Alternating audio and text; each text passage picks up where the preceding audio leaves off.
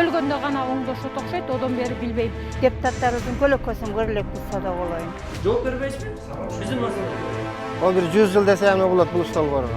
Начальник эме мына. Ол кабылдамага кирип эшигине жада калса, туктап мынтип жаап алды.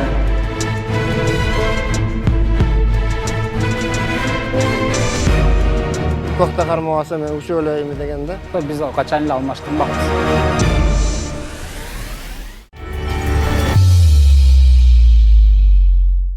Эфирде бирге чечебиз теле долбоору Алпарус менен Жүсүпбек Кошматулу, саламатсыздарбы? Бүгүнкү чыгарылышыбызда өлкө аймагында эң эле орчундуу көйгөйлөрдүн бири болгон эскирген электр мамычалары тууралуу кеп болмокчу. Бул тууралуу биздин Дарекет Кара Суу районунун Төлөйкөн айыл аймагынан атайын жергиликтүү тургундардан кайрылуу келип түштү. Мына ошого алгач назар буруп, андан ары чечилүү жолдорун издесек.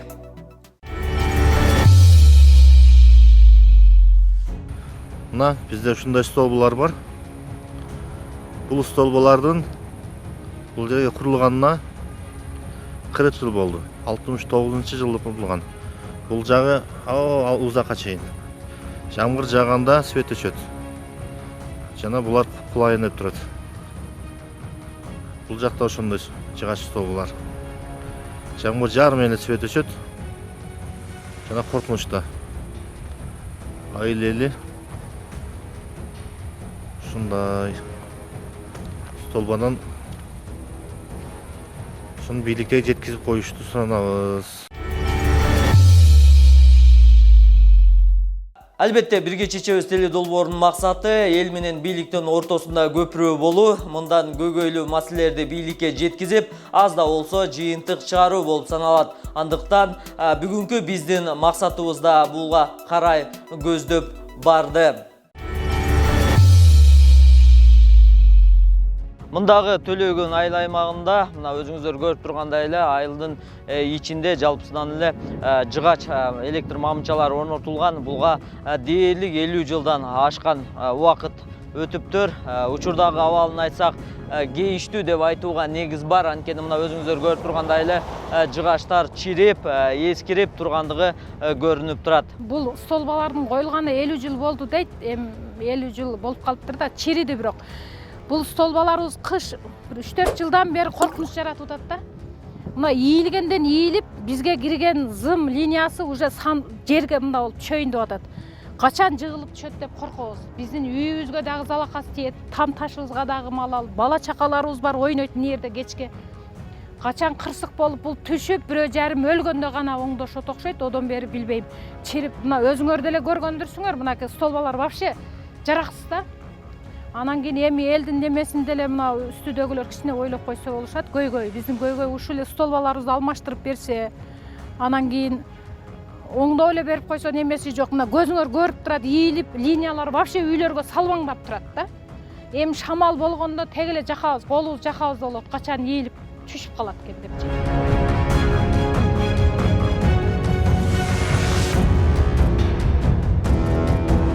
Бүгүнкү күндө аталган айылда дээрлик 100% мындай электр мамычалары жыгачтан тургузулган. Ага карабастан жогорку чыңалуудагы ток бар. Жергиликтүү жашоочулардын айтымына караганда, аба ырайы кескин өзгөргөндө мында жарыктык өчүп турат экен. Анда электриктер келип да атайын шаймандары менен буга чыга албастан кетишет экен. Анткени мында толугу менен кооптуулук бар деп айтышууда.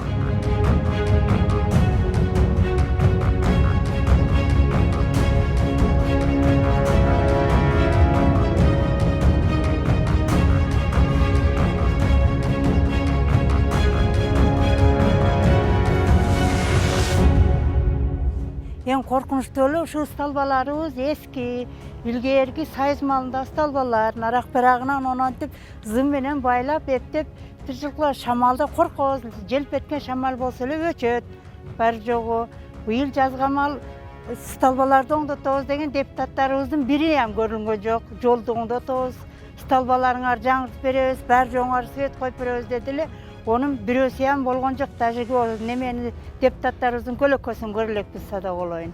Эми ушул столбаларды ушу эл ушу нерде бала чака деген небере чөйрөлөр көп, бизде сууга жакынбыз, кокус кулап кетсе, бар жоктун баарын кыйратып, өрттөп, бәрін құйқалап қояу деп естерту шамал болған сайын естерту ушу жаныбыз кирди чыкты болуп столбалар тикте отурабыз.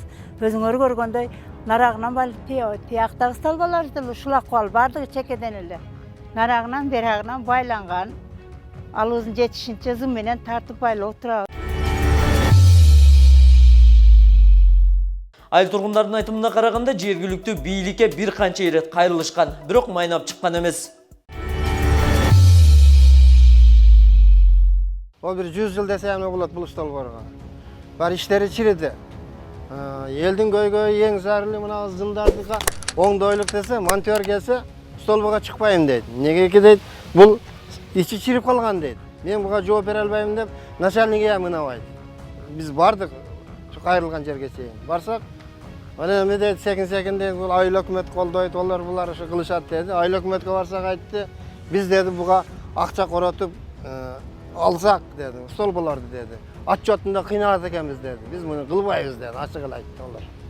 Эми ошо боюнча ким кылат, ким каят деп, мына жаңы турмуш кылган көчөлөрдөгүлөр эмеле столбол албай атат, же буларды оңдогон киши эми эл эптеп свет менен алиги жыгачка тартылган бир нерсе кылып жашап атышат. Мына положениясын көрсөңөр, монтер чыкпайм деген көп эле жерге. Мен столбо чирик экен деди. Көктө кармабаса мен ушул өлөйм дегенде. Мына урматтуу телекөрүүчүлөр, көйгөйдү жеринен көрүп уктук, эми мунун чечилүү жолдорун издеп көрсөк. Эгерде биздин баланста болсо, биз качан эле алмаштырмакпыз. Негизинен ал биздин баланска өтпөй калган. Мына 90-жылы союз кулагандан кийин биздин баланска өткөн электр тармактар өткөн. Анан кээ бир участкалар болушу мүмкүн. Сиз айткандай жанагындай Төлөкөн айылындагычы ал биздин баланска өтпөй калган. Ошондуктан негизинен андай проблемный участкалар ошо жергиликтүү бийлик менен ошо чечилет. Буга чейин бизге кайрылган. Ал жерде биз трансформаторду ремонт кылып бергенбиз. Ал да трансформатор биздин баланста эмескен. Бирок биз элдер кайрылгандыктан биз ал жерде трансформаторду алмаштырып, трансформатордон чыккан вводту, электр мамычаларды ал жерден железобетонный мамычаларга алмаштырганбыз. Жогоруда айтылгандай эле бизге кайрылуу жашаган аймак Ош электронун балансында жок экен. Тагыраагы электр тармагы аба чубалгыларына аталган ишкана жоопкерчиликти гана алышып, ал эми электр мамычаларыны алмаштыруу берүү жоопкерчилиги каралган эмес дешет. Мындан улам бул көйгөйдү жергиликтүү бийлик гана чечээрин айтышууда. Демек, маселенин чечилиши жергиликтүү бийликтен көз каранды. Ошондуктан Төлөкөн айыл өкмөтүнүн кеңсесине бардык. Барганыбызда аталган айыл өкмөтүнүн адистери атайын элден электр мамычаларын алмаштыруу тууралуу арыз келип түшпөгөндүгүн айтышты. Абаса электр тармагында иштегендер элдин акчасын чогултуп жаткандан кийин алар алмаштырып берүүгө милдеттүү экендигин кошумчалашты. Андан кийин туура эле Төлөкөн айыл өкмөтүнүн убактылуу башчысы Хаттам Сулаймановдун иш бөлмөсүнө кирдик. Бирок тилекке каршы аткаминер биздин сурообузга жооп берүүдөн баштатты.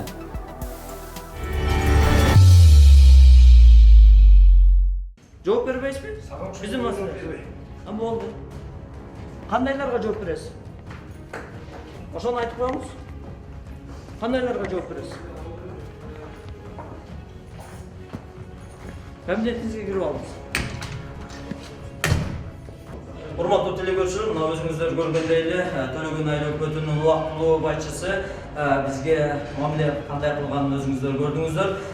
Бул кабылдамага кирип эшигине жада калса, туктап мынтип жаап алды. Мындан өзүңүздөр түшүнсөңүздөр болот. Убактылуу бийлик кандай иштеп жатканын даана так билип алсаңыздар болот. Бирок бул окуядан көп убакыт өтпөй, жогорудагы биздин сурообузга жооп бербеген аткаминер Тагыраагы Төлөкөн айыл өкмөтүнүн убактылуу башчысы Хатам Сулайманов ойлонгонбу же жоопкерчиликтен коркконбу айтор биздин телеканалдын кеңсесине өзү келип сурообузга жооп берди. Мындан улам анын жообун кайрадан эфирге берүүгө туура көрдүк. Негизинен айылдык кеңеш сессиясында бул вопрос каралат. Мисалы үчүн элден түшкөн арыздын негизинде биз талбаларды коюп беребиз айылдарга. Мисалы үчүн кайсы айылдан канча түшкөн болсо, бизде жалпысынан айыл өкмөтү боюнча 5 айыл, анан 4 участка бар. Эми биз негизинен жаңы коңуштарга сталбаларды сөзсүз өзүбүз коюп берүүгө аракет кылып атабыз. Себеп эски сталбаларды өзү рейс өзү алмаштырып өзү карайт. Жаңы коңуштарга биз өзүбүз коюп берип атабыз. Элден түшкөн арыз негизинде канча керек болсо, керектелүүсүн карап, айылдык кеңеш сессиясы жылды башында карайт, өз сессияда карап туруп, элден түшкөн арыз негизинде сөзсүз сталбаларды коюп берип атабыз. Бүгүнкү күндө сталба эмес, балким электр немеси подстанцияларды да коюп берип атабыз. Төлөкөн айылына мен бүгүн каратам. Төлөкөн айылына арыз түшкөн болсо, 9 айлыкта азыр бюджетimiz кайрадан каралат, кошумча түшкөн акчалар бөлүнөт. Ошонун эсебинен карап беребиз. Ошентип маселенин чечилишине аталган айыл өкмөт башчысына убадасын алдык. Демек, көйгөй чечилишине үмүт артсак болчуда экен. Бирок бул үчүн тез арада көпкө узатпай жергиликтүү жашоочулар атайын кат түрүндө Тагыраага арыз менен айыл өкмөт башчыга кайрылса, маселе чечилиши айтылды. Ушуну менен биздин убакыт соңуна келип жетти. Урматтуу телекөрүүчүлөр, эгерде сиздерде да ушул өңдүү көйгөйлөр болсо, биздин дарекке кайрылыңыздар. Төмөнкү WhatsAppка видео жолдомо жолдоңуздар. Биз аз да болсо сиздердин жүрөгү өткөн көйгөйлөрүңүздү чечип берүүгө ар дайым аракет кылууга даярбыз. Кийинки чыгарылышка чейин амандыкта туруңуздар, сак саламатта болуңуздар.